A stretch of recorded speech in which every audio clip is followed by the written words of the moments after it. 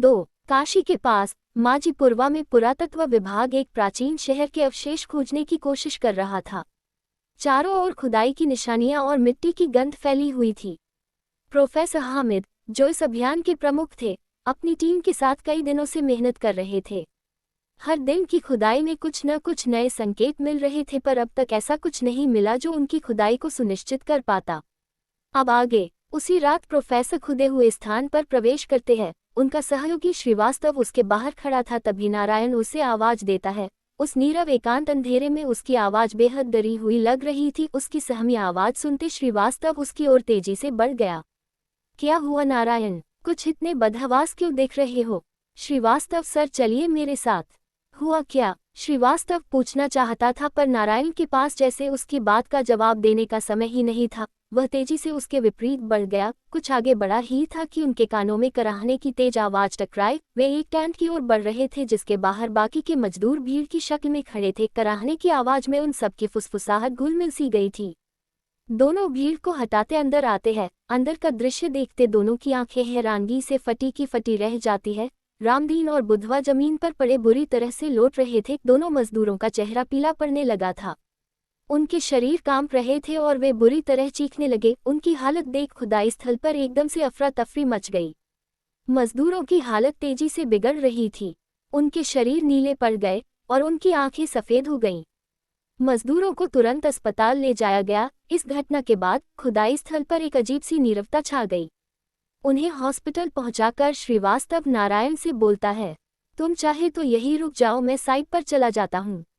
नारायण कहता है, प्रोफेसर हामिद कहाँ है? ये सुनते जैसे श्रीवास्तव भी होश में आता अपने आसपास देखता है। साइट के लगभग सारे लोग उसे दिख रहे थे, बस प्रोफेसर हामिद ही नजर नहीं आ रहे थे। तभी उसे याद आता है, हाँ वो तो डिचिंग साइट पर थे, क्या उन्हें कुछ पता नहीं चला?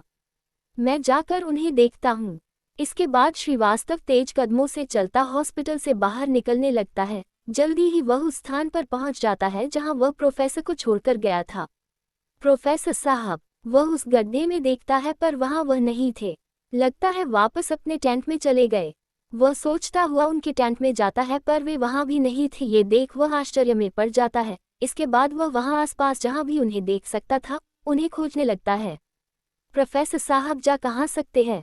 दोनों जीप तो मेरे साथ थी, फिर वे कहाँ और किस जगह गए होंगे? ये सब हो क्या रहा है?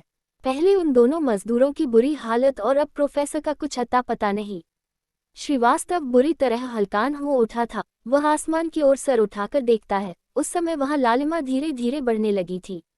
दिल्ली का पुरातत्व अनुसंधान विश्वविद्यालय था जहां सुबह के 7 बज रहे थे। एक बड़े हॉल में तकरीबन 10-12 स्टूडेंट के बीच प्रोफेसर साहिल राठी खड़ा था। 40 की उम्र का, लंबा कद लेकिन दुर्बल शरीर वाला था वह। क्लास के अंदर भी वह फ्लैट कैप पहने था जो शायद उस प्रोफेसर की पसंदगी जाहिर कर रही थी। बारिश के बाद का उमस भरा दिन था जिससे उस हॉल के सारे पंखे फुल स्पीड में चल रहे थे। उस पुरानी बिल्डिंग के पंखे का शोर इतना तेज था कि प्रोफेसर अपनी आवाज को जबरन तेज किए हुए बोल रहा था। सारे स्टूडेंट भी उसकी बात पर अपना ध्यान लगाए हुए थे। आप सब एक बेहतर आर्कियोलॉजिस्ट बनने से बस कुछ कदम की दूरी पर है और ये कदम भी कम चाल से पूरे नहीं किए जा सकते। आपको अभी भी बहुत कुछ सीखना शेष है। इस बार मैं आपको जिस इंटर्नशिप में ले जाने वाला हूँ ये कोई आम विषय नहीं है। हम असली काशी की खोज कर रहे हैं। असली काशी? इसका क्या मतलब है सर? सर, जो काशी हम देख रहे हैं क्या वो असली नहीं है? क्या जमीन के नीचे कोई राज दफन है?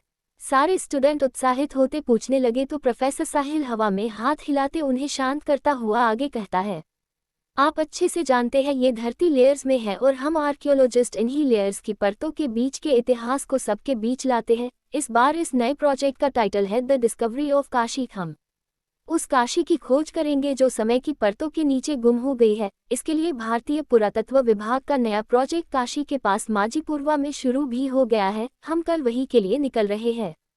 ओह ग्रेट सर, हम सब इसके लिए बहुत ज़्यादा एक्साइटेड है। ठीक है ध्रुव, तुम मेरे साथ यही रुकोगे आज ताकि इससे रिलेटेड डाटा और रिसर्च मैं तुमको दे सकूं। फिर तुम सब आपस में शेयर करके इसे पढ़ा देना। ओके सर, सब एक साथ बोलते हैं। फिर उसके अलावा सभी वहां से चले जाते हैं। कुछ देर प्रोफेसर के साथ कुछ बुक्स और जर्नल कलेक्ट करने के बाद ध्रुव कहता है, सर अभी भी मेरे मन में प्रश्न है कि हम किस असल काशी की तलाश करने वाले हैं। प्लीज थोड़ा और क्लियर करिए न। ध्रुव की बात सुनते प्रोफेसर उनकी ओर गौर से देखते हैं। फिर एक गहरा श्वास खींचते हुए कहना शुरू करते हैं। एक समय था जब 26,000 से ज्यादा मंदिर थे यहाँ, हर एक मंदिर अलग अलग औरा का द्वार था। इन 26,000 मंदिर से जुड़े छोटे छोटे मंदिर विकसित हो गए, यानी मंदिर के कई कोण अपने आप में छोटे छोटे मंदिर बन गए। और इससे एक समय रहा जब यहाँ 72,000 मंदिर हो गए। जब ये शहर पूरे वैभव में था तब एक तरह से इस पूरे काशी में 72,000 तीर्थ स्थल थे। मैं 40 साल पहले की बात कर रहा हूँ। ये सब मार्क ट्वेन की किताब में उल्लेखित है, जो काशी में आया और काफी समय तक रहा। उन्होंने बताया कि ये शहर कहानियों से भी पुराना है। एक्सीलेंट खोज रही उनकी। हाँ, पिछले 2 साल से मंदिरों की 3 परतों की खोज हुई है जो लंबे समय से बंद थे, यानी कि ये शहर समय के साथ जमीन में समा चुका है और बार बार एक शहर पर एक नया शहर बसाया गया। समझो इस शहर की 3 से 5 परतें हैं, क्योंकि इसे लगातार 6 सदियों से तबाह किया गया। जाने कितने आक्रमण झेले इस शहर ने। तो सर माजीपुरवा में ऐसा कुछ मिला क्या? अभी कहना जल्दबाजी होगा। प्रोफेसर हामिद वहीं पर है और हम कल वहां पहुंच भी रहे हैं।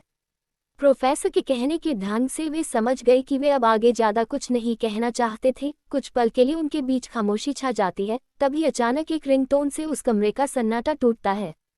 प्रोफेसर का मोबाइल बजा था। हाँ बोलो नारायण, सब वहाँ कैसा है? प्रोफेसर के पूछने पर उस पार से नारायण की उलझी हुई आवाज सुनाई देती है, जिसके बाद कॉल डिस्कनेक्ट हो जाती है। प्रोफेसर के साथ ही खड़ा ध्रुव पूछता है, everything is okay sir? No, professor एकदम से बोले और ध्रुव उनका चेहरा अवाक देखता रह गया। उद्धरण चिन्ह विस्मयादिबोधक चिन्ह विस्मयादिबोधक चिन्ह विस्मयादिबोधक चिन्ह उद्धरण चिन्ह। मुझे अभी माझीपुरवा के लिए निकलना होगा, प्रोफेसर जल्दी से कहते हुए निकलने का उपक्रम करने लगे तो ध्रुव तेजी से उनकी तरफ भागता हुआ कहने लगा, सर क्या मैं भी आपके साथ चल सकता हूँ? ध्रुव की बात पर 2 पल तक वे उसकी ओर देखते रहे, फिर जल्दी से कहते हैं, ठीक है चलो। वह पानी कैसा था जिसने मजदूरों को बदल दिया? और प्रोफेसर हामिद कहाँ गए? खुदाई का यह अभियान एक साधारण पुरातात्विक खोज से अब एक अज्ञात रहस्य और खौफ की ओर मुड़ गया था। कहानी आगे जारी रहेगी। कहानी पसंद आने पर लाइक करें, सब्सक्राइब करें और मित्रों से साझा करना बिल्कुल न भूलें। धन्यवाद।